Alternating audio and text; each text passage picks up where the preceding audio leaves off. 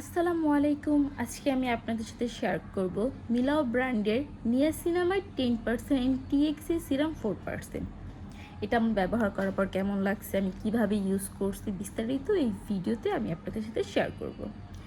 Dark spot corrector এর even skin tone, যেহেতু ওরা ক্লেম করে এটা ব্যবহার করার পর স্কিনটা একটু লাইট হবে, একটা গ্লোয়িং ভাব দিবে, বাট এটা রিয়েলি সত্যি এটা কাজ করে।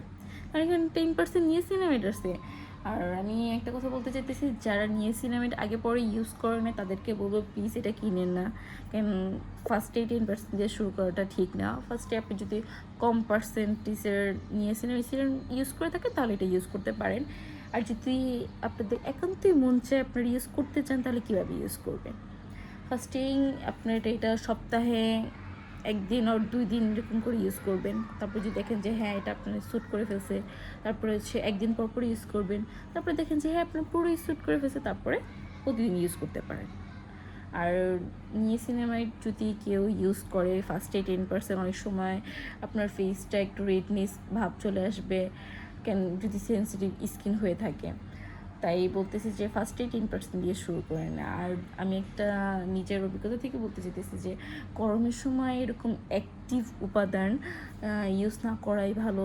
আপনার ফেসে রেডনেস হয়ে যাবে, ছোটো ছোটো বাম্পস উঠে যাবে, একদম যাতা অবস্থা হয়ে যাবে। গরমে ইউজ করার দরকার নেই। আমি গরমে ইউজ করি না, আমি বেশ অনেক দিন ইউজ করতেছি। এটা আমি গত 1 মাস ধরে ইউজ করতেছি, আমার কাছে খুব ভালো লাগছে। আগে আমি সপ্তাহে 2 দিন করে ইউজ করতাম, দেন একদিন পর পর ইউজ করতেছি। এখন ইউজ করতেছি না, কারণ এখন একটু গরম পড়ে গেছে, তাই এখন একটু স্টপ দিছি। এখন ইউজ করতেছি হচ্ছে যে মিলাও ব্র্যান্ডের এইটা ইউজ করতেছি।